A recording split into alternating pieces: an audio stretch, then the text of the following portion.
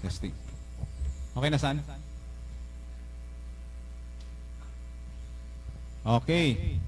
Magandang umaga po sa ating lahat. Pwede ba pakitignan natin yung katabi natin? Baka nangitim na yung mukha niya sa bakasyon. Kasi may nag-comment sa akin, umitim daw ako. No? Nangitim ba? Okay lang yan, basta busilak yung puso. Yeah. Praise the Lord! Nakabalik po kami ni Pastora Lab ng Save dito sa ating iglesia, Naga City Alliance Church. No? Medyo matagal kaming nawala. No? Ilang Sundays? Alam na alam, bilang na bilang. No? So, hindi naman po pwedeng isang Sunday kami wala. Sobra namang ikli nun. Biyahe pa lang sa bus, ubos na. 2 Sunday, medyo bitin pa. 3 talaga yung sakto. Kasi pag inapat mo na, abuso na yan. No? Abuso na yan, Pastor. No? Actually, mga kapatid, sinulit po namin yung bakasyon namin. Sulit talaga dapat. Kasi, alam nyo na, sobrang mahal po ng pamasahe. No? Sobrang mahal. No? Sa katunayan po ay, nag-bus lang kami papuntang Mindanao para makatipid. Bus!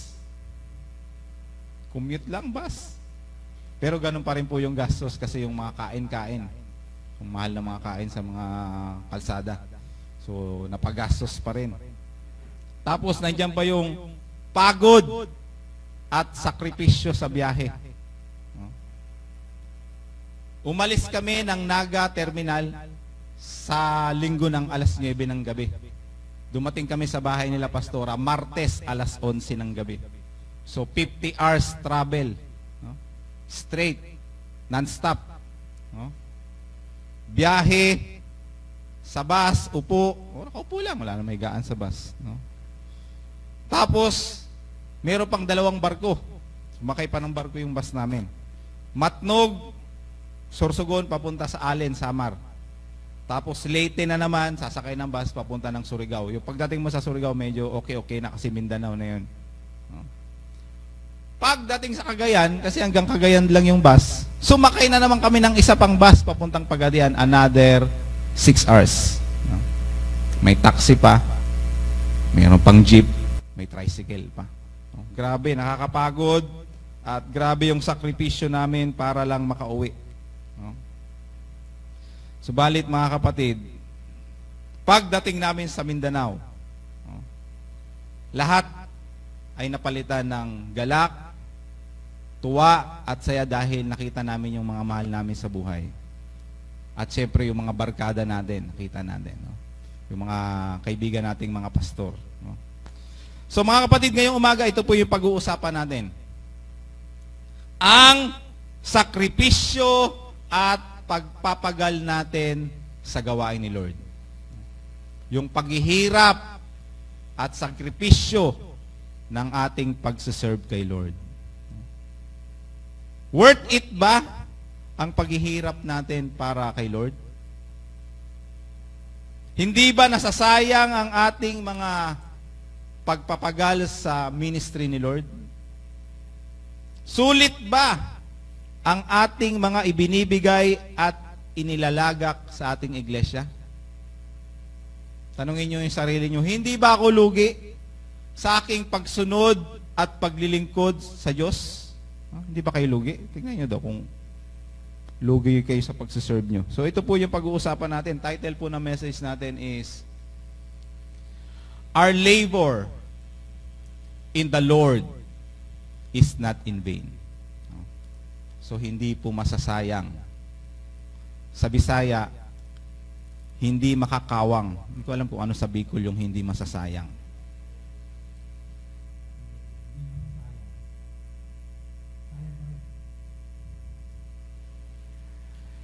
So, hindi po masasayang ang ating labor dyan sa Panginoon. Hindi po masasayang.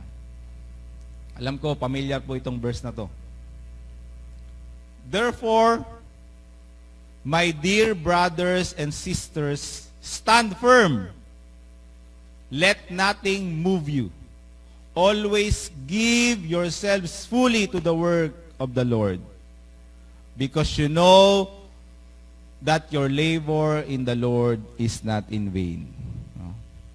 Hindi po masasayang yung labor natin, yung sakripisyo natin, yung pagpapagal natin, yung paghihirap natin, yung paglilingkod, pagsusunod natin sa Panginoon ay hindi masasayang. Chapter 15 of 1 Corinthians focuses on the resurrection of Christ and its significance for believers. And because Christ has risen, we have the assurance that our labor is meaningful and eternal. So ngayong umaga, magbibigay po ako ng 3 rason bakit natin masasabi na yung labor natin sa Panginoon is not in vain. Hindi po masasayang. Our labor in the Lord is not in vain because our labor will be regarded. Ano ba sa Tagalog niya, Pastor Lab? Regarded. Regard. From the word regard, to take into account, to pay attention, to gaze, to honor, to value, to recognize, and to acknowledge. Yan po yung ibig sabihin ng regard. So mga kapatid, hindi po sayang ang labor natin, hindi sayang yung sakripisyo natin sa ministry dahil ang lahat ng ito ay binibigyang regard ng Panginoon. Kung sa Tagalog pa, pinapahalagahan at pinapansin ni Lord ang bawat ginagawa natin para sa Kanyang pangalan. May importansya, may halaga, may value, ina-acknowledge ni Lord.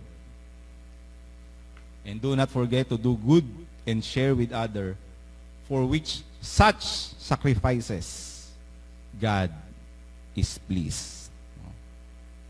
God's nature is just.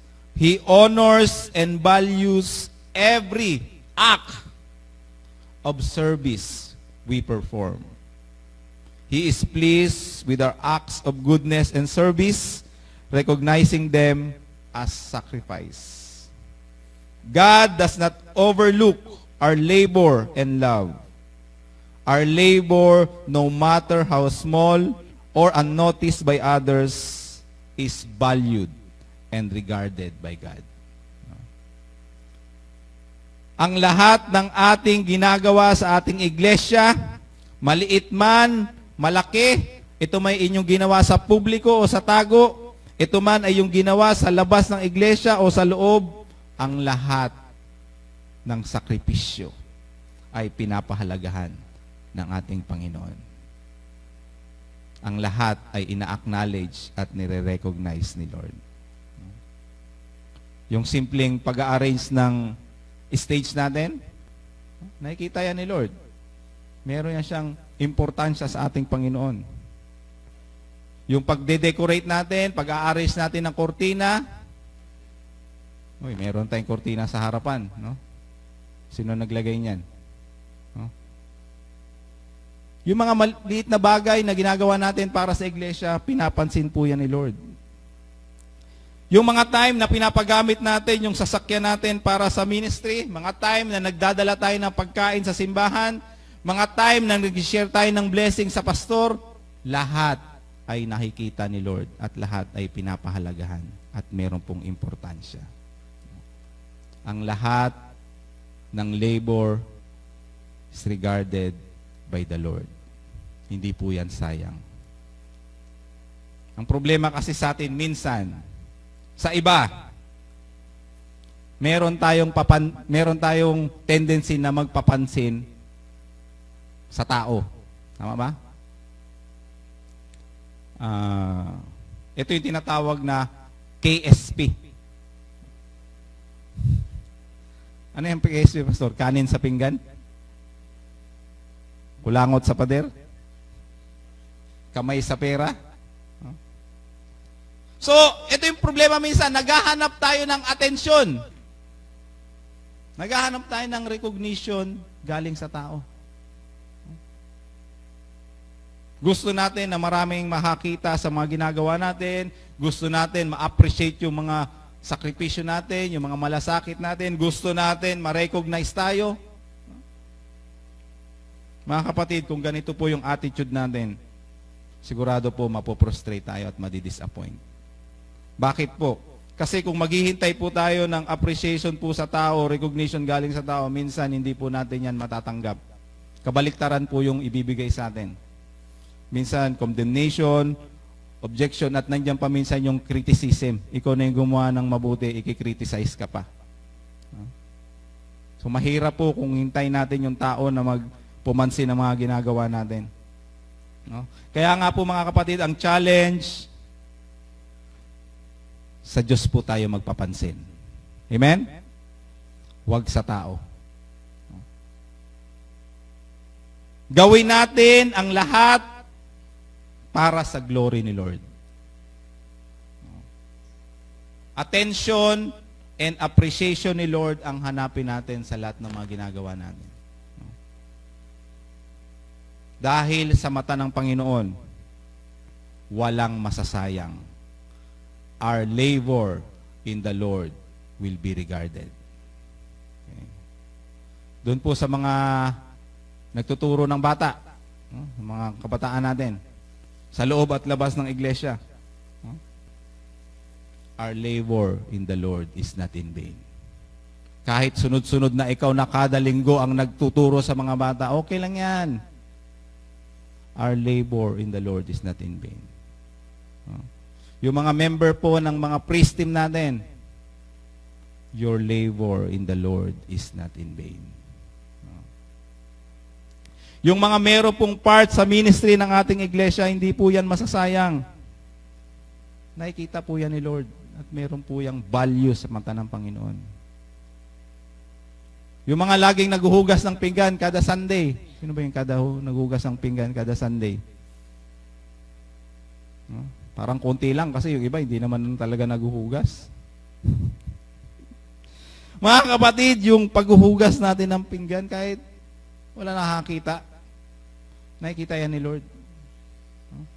Kahit minsan, kahit gano'n pa yan katambak, walang tumutulong sa inyo, walang nag-appreciate sa inyo, okay lang yun. Okay lang. Gawin natin ang lahat para kay Lord. Kay Lord tayo magpapansin, kay Lord tayo magpa-recognize, dahil worth it ang lahat kung sa Panginoon natin gagawin. Dahil ang lahat ay merong value at merong importance sa Panginoon. Masisihan siya, mapiplease, at magagalak sa ating mga buhay. Pangalawa, our labor in the Lord is not in vain because our labor will be recorded. Lahat ng iyong ginagawa para sa Diyos, para sa iglesia, para sa ministry, nakalista.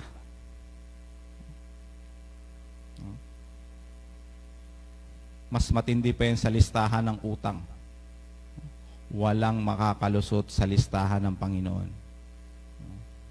God's eye are always upon us. He sees every little thing we do for His name and will never forget it. It is all recorded in the mind and in the heart of God. God is not unjust. He will not forget your work and labor of love, which you have shown His name, in that you have ministered to the saints and do minister.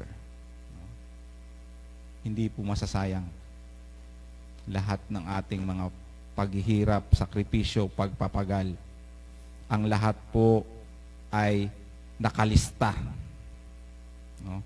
Ang lahat po ay naka-record sa isip ng Panginoon at sa kanyang puso. Hindi man siguro merong literal na notebook si Lord na tangan-tangan na kada gawa mo ililista. Hindi po ganun. Ang point po mga kapatid ay wala ni isang bagay na yung ginawa ang makakalimutan ng Panginoon.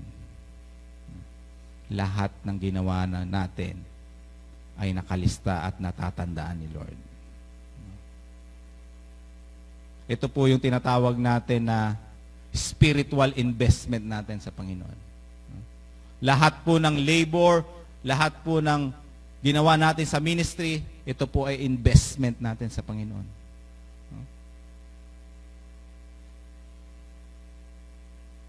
So, yung bawat Sunday na ibinibigay natin sa Panginoon, gumigising tayo ng umaga, kahit mabigat yung katawan, kahit may schedule tayong importante, inuuna natin si Lord. Lahat ng Sunday na ibinigay natin sa Panginoon, naka-record yan kay Lord. Naka-record, hindi yan sayang. Yung pagpunta nyo ngayon sa simbahan, sa pag-worship sa Panginoon, sa pag-serve sa kanila, kay Lord, ay hindi po yan sayang. Yung mga pag-prayers natin, mga time na nanalangin tayo sa Panginoon, ilang oras po tayo manalangin sa isang linggo? Nakalista po yan kay Lord. Uy, itong anak ko ngayong week na to parang 5 minutes na lang nanalangin. Nakalista rin po kung ilang minuto, kung gaano kaikli, gaano kahaba. So, meron ako nakausap na member kanina. Grabe. Nagpasting daw siya. Isang linggong nagpasting, walang cellphone. Nakatuon ang atensyon sa pananalangin at sa pagbabasa ng Bible. Ito po yung sinasabi ko, hindi po yan masasayang yung pagpapasting nyo. Yung pag inuuna nyo si Lord, nananalangin kayo, nagbabasa kayo ng Bible, hindi po yan masasayang.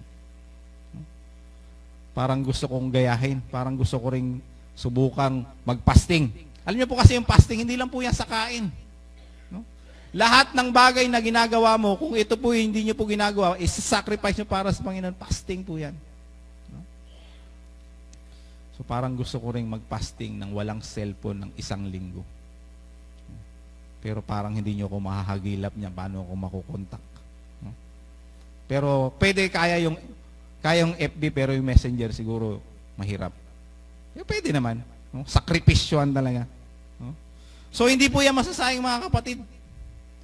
Yung mga pagpapagal natin sa pananalangin, yung pagsimba natin, naka-record po yan lahat sa Panginoon. Yung mga tao na sineran mo ng gospel, yung mga tao na binhagian mo kung paano naging mabuti si Lord sa inyo, naka-record po yan lahat. Kahit na po yung mga naibigay natin, financially sa simbahan natin, naka-record kay Lord. Lahat, mga kapatid, lahat, wala ni isa makakaligtas. Ang lahat po ay naka-invest kay Lord. Yung labor natin, isipin natin lagi na hindi po ito masasayang dahil lahat ng ito ay naka-invest kay Lord. Naka-record. At alam natin kung magre-invest tayo kay Lord, wala po diyang talo, walang lugi. Pero ang problema po natin, minsan, magaling lang po tayo manghingi kay Lord ng favor. Lord, gusto ko ng ganito. Gusto natin lagi mag-withdraw kay Lord. Lord, i-bless mo yung work ko. Lord, bigyan niyo ako ng wisdom. I-bless niyo yung family ko. I-bless niyo yung business ko. I-bless niyo yung work ko. Galing natin manghingi sa Panginoon. Puro tayo ask. Ang tanong, sapat ba yung investment natin kay Lord? Sapat ba yung labor na ginawa natin para kay Lord? O meron ba tayong labor na na-invest kay God? Parang bangko rin yan. Hindi ka pwedeng mag-withdraw sa bangko kung wala kang dineposito. Baka pagalitan ka pa ng manager. Mag-withdraw ka, wala ka namang dineposito. So mga kapatid, let us always give ourselves fully to the work of the Lord. Dahil wala pong masasayang. Kung titingnan natin ang tao, hindi po makatarungan ng tao. Kasi kung pagmamasdan niyo po yung tao, hindi niya po naaalala yung mga mabubuti mong gawa. Lagi lang po niya naaalala yung mga mali. Gagawa ka ng mabuti, 10 mabuting bagay. Isa lang yung mali mo, anong maalala niya? Lagi yung mali.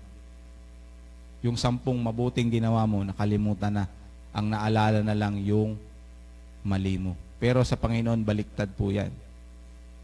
Yung mga pagkakamali natin ay pilit na kinakalimutan ni Lord, at yung mabubuting bagay, yung mga sakripisyo natin, yun ang laging tatandaan ni Lord. Yun ang laging nakarecord. So according po sa verse, stand firm. Let nothing move you. Kahit po anong mangyari, mga kapatid, patuloy lang po tayo. Maglingkod at sumunod sa Panginoon. At sumuporta sa ministry natin. Manalangin tayo, makibahagi, magbigay sa gawain ng Diyos, dahil alam natin na ang ating labor ay lahat nakarecord kay Lord. Last na po. Our labor in the Lord is not in vain, because our labor will be, guess.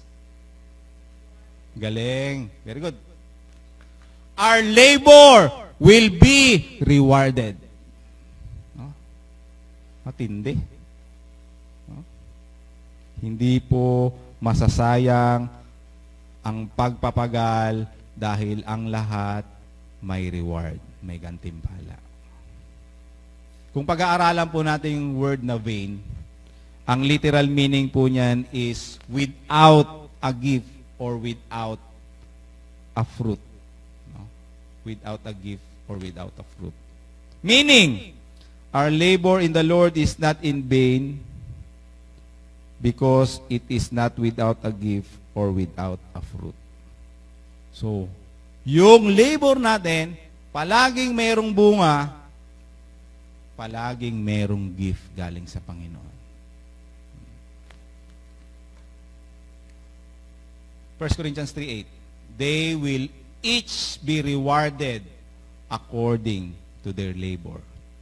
Let us not become weary in doing good, for at the proper time we will reap a harvest if we do not give up. Meron pong bunga. Hindi po pwedeng walang fruit. Hindi pwedeng walang regalo. Hindi pwedeng walang gantimpala. Ang lahat ng ating hirap at pagod sa Panginoon ay meron pong reward. And take note, mga kapatid, hindi po lang yan basta reward lang. Meron po 2 klaseng reward. Heavenly reward and earthly reward. Grabe, no? Double reward. May reward na naghihintay sa langit. Merong reward na mismong ibibigay habang nasa lupa pa tayo. Ito po yung gusto kong pag-usapan natin, yung earthly reward. So, unang-una, ang mga labor natin sa Panginoon, pagpapapagal ay hindi po yan masasayang, dahil meron pong reward. Meron pong provision sa lahat ng pangailangan natin. Asahan niyo po yan. Basta naghirap ka sa Panginoon, naglabor ka sa Panginoon, nagsakripisyo ka para sa Panginoon, nagpagal ka para sa Panginoon, God will provide for us.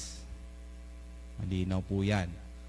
Tested and proven po yan, mga kapatid. No?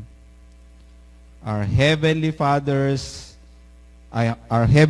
knows our needs and assure us that when we work and labor for His kingdom, He will provide for us.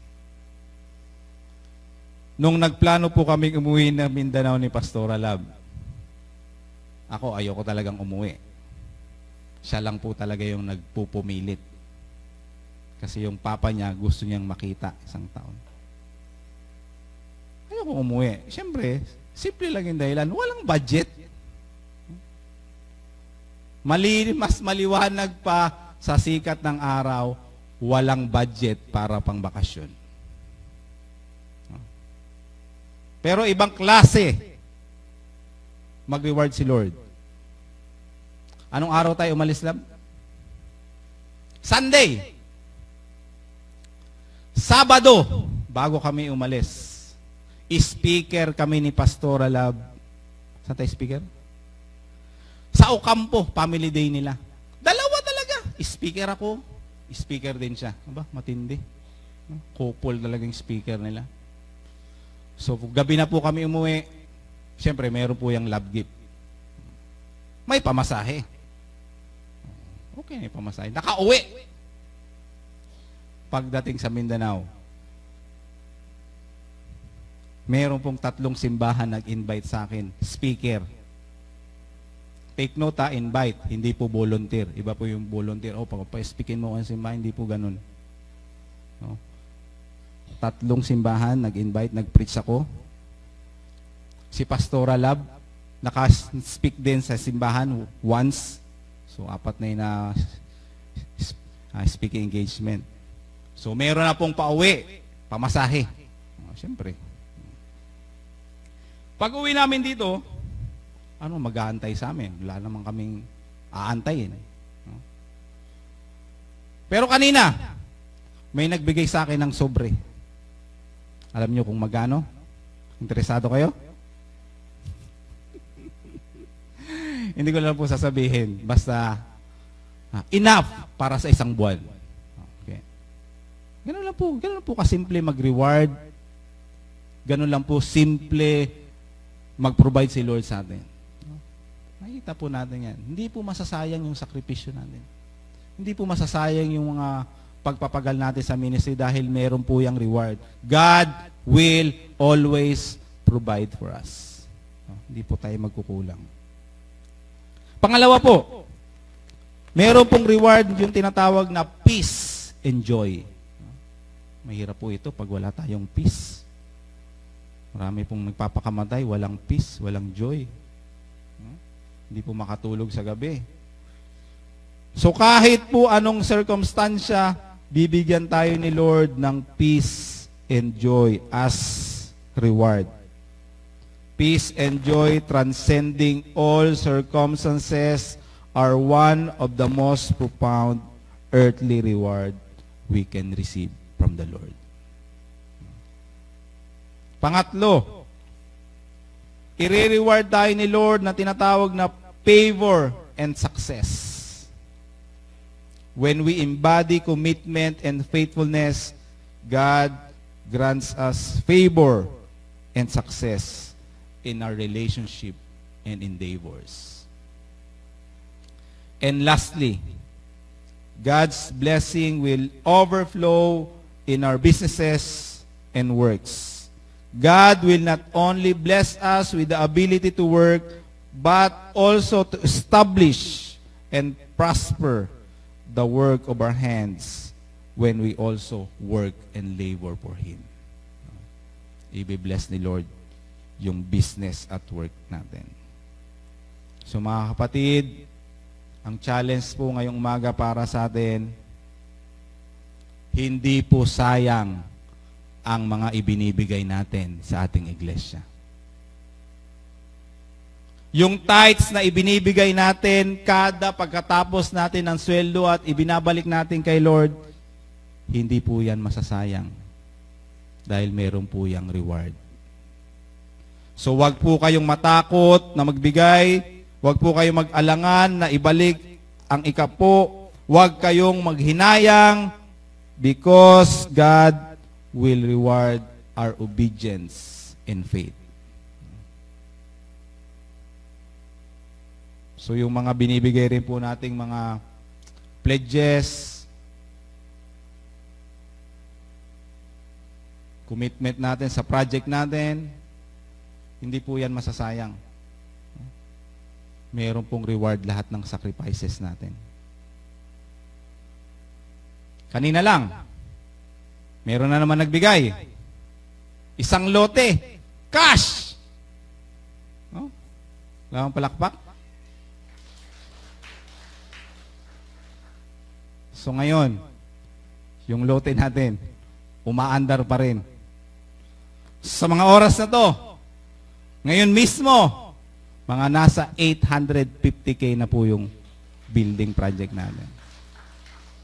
Konti na lang, magmimilyon na. Ganun-ganun lang, simple-simple lang. So mga kapatid, hindi po ito yung masasayang. Yung mga binibigay nyo, hindi yan masasayang. Because God will reward it. May reward. Maghintay lang kayo sa reward ni Lord. Maghintay lang po tayo. So lahat ng mga binibigay natin, kahit na po yung mga ambag natin sa iglesia, yung mga ibinibigay natin sa mga pastors, yung sinishare natin sa offerings natin, lahat ng mga ito ay may katumbas na reward. Earthly and heavenly reward. In conclusion, basahin ko lang yung verse natin. Therefore, my dear brothers and sisters, stand firm. Let nothing move you. Always give yourselves fully to the work of the Lord, because you know that your labor in the Lord is not in vain. Good morning po sa ating lahat.